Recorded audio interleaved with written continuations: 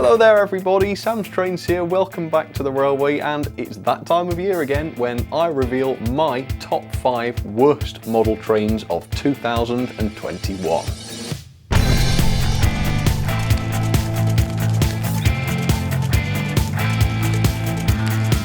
We are incredibly lucky in this hobby to have so many incredible locos released every year.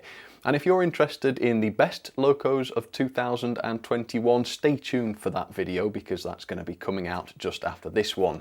But for every incredible model out there, there's also a steaming lemon out there as well, and it turns out I'm pretty good at finding those, so those are going to be the subject of this video. It's going to be a top 5 countdown of the worst locos I've reviewed this year according to my review rankings. So if you're interested in these locos today, if you want to know more about them, check out the independent reviews of each and you will be able to find out a lot more there.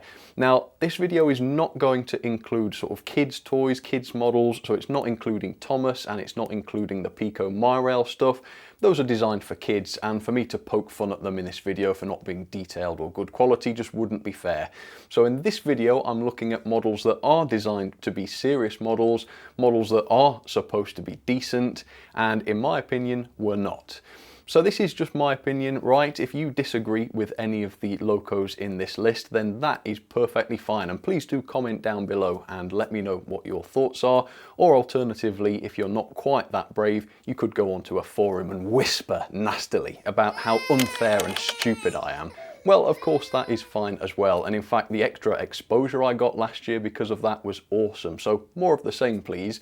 Anyway, let's kick off this countdown then with the 5th worst model train of 2021. And it is this. The Bachmann ROD 280 locomotive, which scored 6.01 out of 10 on my rating, and it cost me £139, down from an RRP of £174.95. So not a cheap loco by any stretch of the imagination. And right from the get-go, I got off on the wrong foot with this locomotive because right out of the box, the drawbar assembly was broken. Now, this is a horrible design at the best of times because it involves lots of visible wires, which are obviously unrealistic. It's insecure because there's no screw holding the loco and tender together. And in some models, the wires even obstruct the tender wheels, which is obviously just ridiculous. In this case though, the drawbar failed completely, and the first thing I had to do with this loco was to 3D print a new part, which at this price is obviously quite unreasonable. You shouldn't have to do things like that. People have been on at Bachmann for this poor design since way before even I got into the hobby, and yet Bachmann are still producing new models with it. I mean, it seems like a minor thing, but for me this is a major gripe. As for the level of detail, it's actually okay on this model, and that's the reason why this is not further down on today's list. The model looks decent for all intents and purposes. That said though, as a very, very expensive model, the detail isn't that complex, and the decoration, as you can see, is really quite simple. There are a few issues, such as the very flimsy handrails, for instance, which are not properly secured in places. Same with the ones around the cab, those are overly fragile and easy to damage, and there's a few gluey messes here and there, such as inside the cab, which suggests that the loco was quite carelessly assembled. The biggest letdown on this loco though was, as is quite often the case from Bachmann, the mechanism. There are no separately fitted turned bearings on the axles, and instead the axles just fit into square slots cut into the chassis, and the loco also features a very cheap 3-pole motor without a flywheel. There isn't even a cover over the gear train, and you've got the classic horrible messy Bachmann soldering to top it all off. As a new model though, I do admit this loco ran well. It was nice and smooth, and it does a fairly good crawl. So while the model is far from great, it certainly doesn't deserve to be any further down on this list.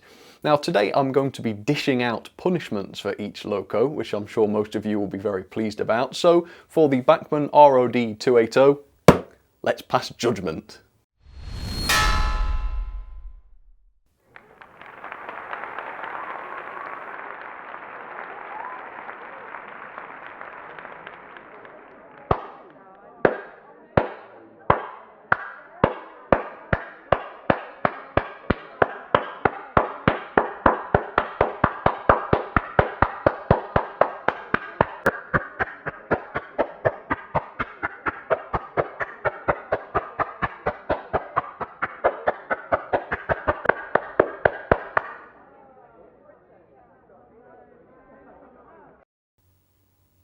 Let's move on, shall we? Let's move on. Okay, let's get to number 4 on today's list then, and that is this, the deplorable EFE Rail Adams 02 locomotive. Now, there are people out there who try to defend this model, completely ineffectually of course, but as far as I'm concerned it really is just a pile of overpriced garbage. This thing has an RRP of £149.95 and I paid £127 for this from a retailer. This is a tiny locomotive, and even if it was super high quality, at that price it would be a very, very expensive model.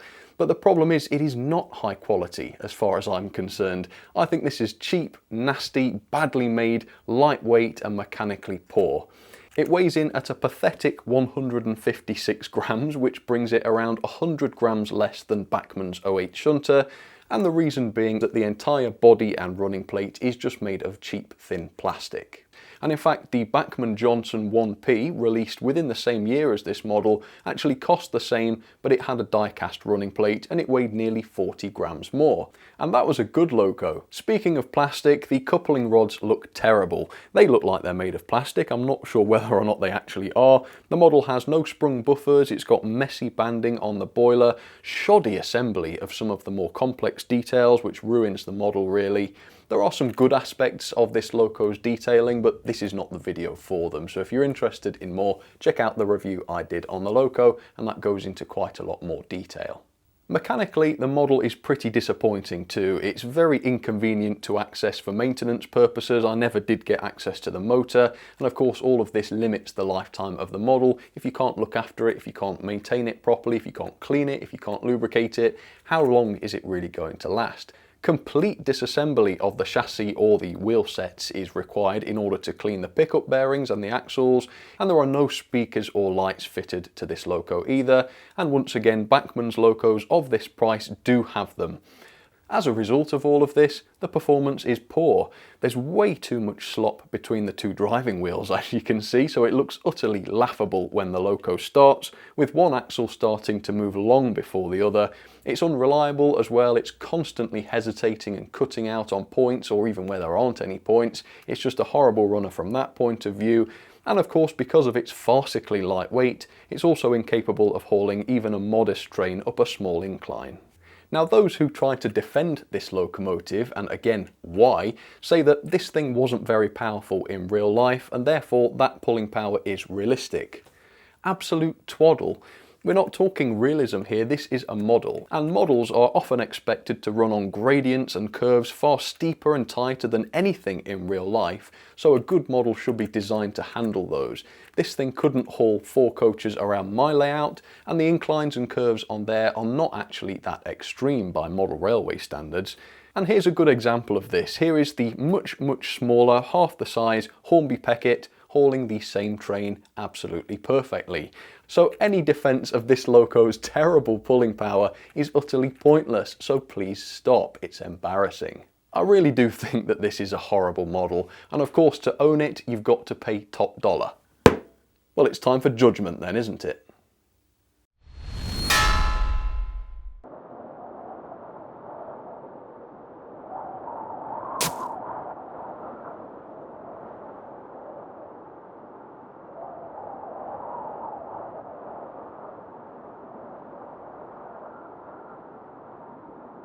This really wouldn't be much of a worst models video if it didn't feature Heljan in some way. Heljan have manufactured some of the poorest quality models I've ever reviewed, and the worst one I've looked at from them this year was this, the Heljan Class 17, which interestingly Heljan are now re-releasing for a new price of £152.15. Oh, I can just see those flying off the shelves, can't you? Well, mine cost me a slightly more reasonable £105, but it was still not worth that money in my opinion. I found that the loco was extremely lightweight with its all plastic soul bar and bodywork, which makes the weight even less than a Bachmann pannier tank. That is unbelievable, isn't it? It was, however, a good looking model, though we have to admit the detailing is very simplistic, even if you like this model. It's got no painted cab detailing, for example. It's got an unrealistically high cab floor, plastic grills complete with flashing and zero depth, and quite a lot of moulded details. Dismantling the model for maintenance or DCC fitting or any other reason is overcomplicated, convoluted and utterly frustrating. To remove the body, all of the buffers needed to be removed from very fiddly housings. Tiny little pieces are involved and it takes an absolute eternity to refit them. The body comes away in 2 parts and all the lights are hardwired, preventing you from removing the body properly. And to finish off, the model uses a 3-pole motor with no proper bearings on the bogies. And in my experience, the performance from the Helgen Class 17 was absolutely terrible. Straight out of the box, it was running at a ludicrously low speed, and it continues to do so even after being lubricated and properly run in. Finally, the couplings that came with my example were completely warped and unusable, and the buffer beam detailing prevents them from being used anyway without removing lots of the details. So far, I've not seen any evidence that the new release from Helgen will have been upgraded or rectified in any way. So Helgen, if it has been improved, you need to say so and you need to make it clear, otherwise people are going to avoid that model. But for the model I bought this year, it's time for some judgment.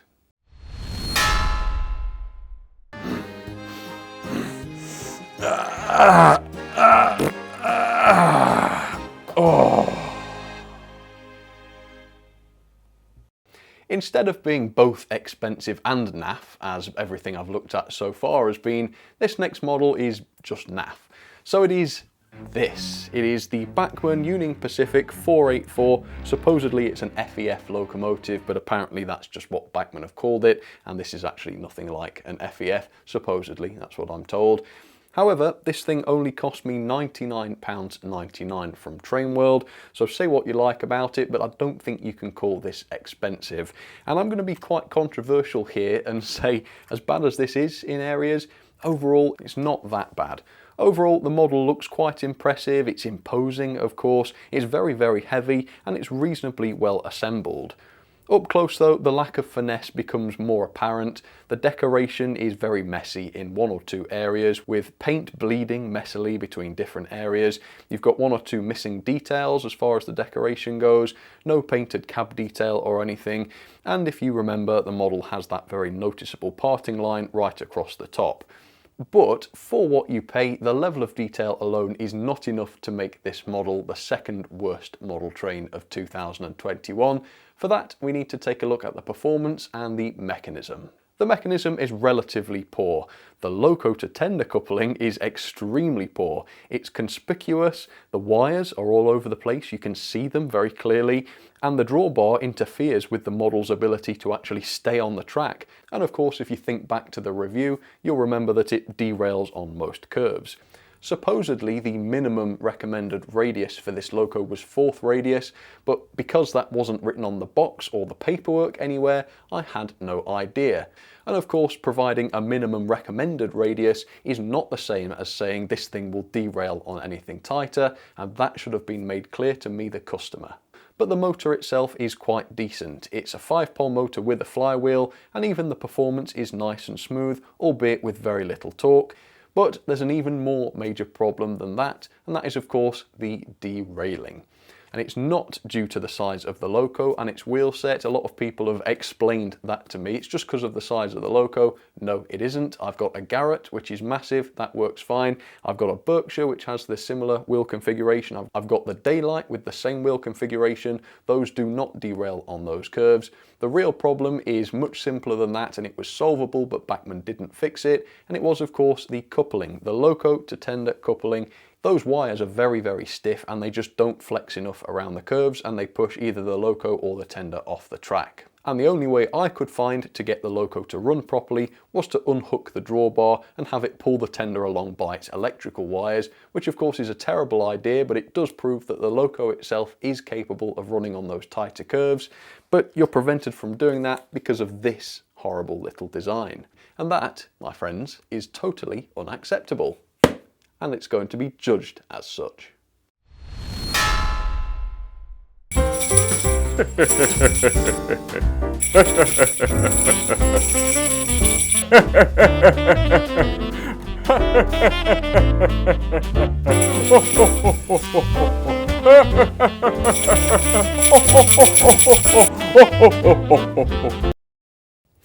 So you've seen all the junk I've had to offer so far today, and you're probably wondering what foul excretion could possibly be worse than all of those.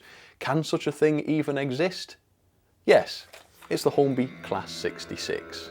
With an RRP of just £74.99 and a retailer price in the region of £67.99, it sounds very reasonable. But believe me, it is not cheap enough. You couldn't pay me to take on another one of these.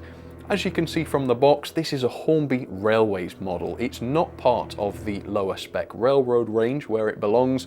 It is in Hornby's main range. And the box even states 1999. That's over 20 years ago since this thing was designed. So before I'd even had a chance to open the box, things were not adding up. There was something misleading going on here. How can a loco like this be so cheap and so old, yet still marketed in Hornby's main range? Well, I wasn't wrong to have my doubts. This model's decoration was the worst I'd ever seen. Rather than having been decorated properly, this model's paintwork comprised of a one-piece wrap on each side, which is effectively a giant sticker. And like a sticker, this wrap obscured almost all of the detailing on the Class 66 body, so that the grills, the doors, the other sort of inset details were just totally ruined and spoilt by this wrap. It had bubbles of air trapped behind it, which looked terrible. Areas of the wrap were broken and chipped off entirely. And up close the wrap appears to be grainy and low resolution, a far cry from the high quality decoration that you'd expect from a Hornby Railways locomotive. And even if you can look past the dodgy decoration, which you can't, the detail itself isn't that great.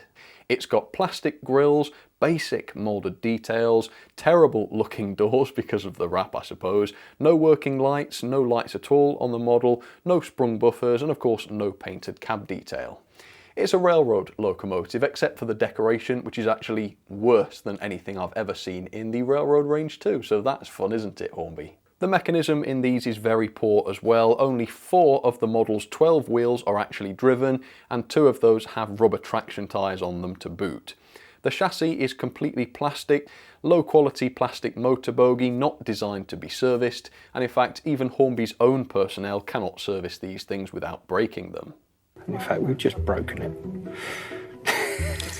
It's an inconsistent runner, it fluctuates in its speed, and the pulling power is only just passable even with the 2 rubber traction tyres. It really is quite diabolical. It's a horrible travesty of a locomotive, and no price is low enough that I would recommend something like this to you. Yes, some of the other versions of the 66 are fine. If you're going to buy one, get one without the plastic wrap or whatever it is, but that's not the one I got, and so people saying I'm unfair to call it bad. No, that's the model that I reviewed. That model was terrible. I said it was terrible. That is justice. And speaking of justice, let's serve some to this absolute travesty. Let's rain down justice upon it, shall we?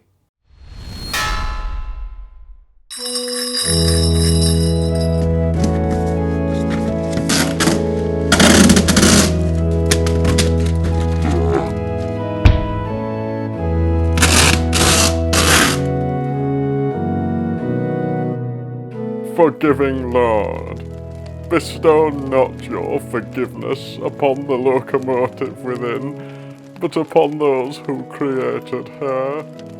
Help them to see the error of their ways. Help them to abolish their shoddy modes of production, and help them to enter into a different industry, where their lack of finesse, quality, and competence is no detriment to them. We ask this in your name. Amen.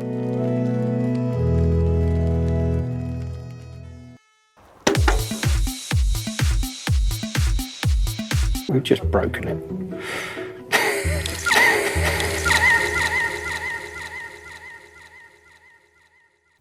So there you have it then, folks. Those are my top 5 worst model trains of 2021. And yes, genuinely, I think each of these is terrible in its own different individual way.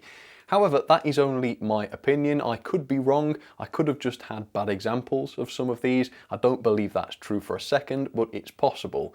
Either way, if you've got these locos and you happen to really like them and you think I'm wrong, that's absolutely fine. If you like these locos, nobody can tell you that you're wrong. You like what you like. The same is true with me. Those are my opinions, and now you know what they are. If you enjoyed this video, then stay tuned, because the best model trains of 2021 video is in the works, and hopefully that will be a little bit less tongue-in-cheek for you, if that's the sort of thing you like. For now though, season's greetings. That was strange.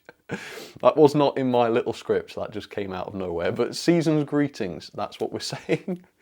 Okay, well, thanks for watching, folks. Before I say anything utterly nonsensical again, we'll leave it there. I'll see you on the next one. All right, cheers, folks. Season's greetings. That was very bizarre. That moment when you run out of things to say, and so you say season's greetings. I'm turning into a 50-year-old.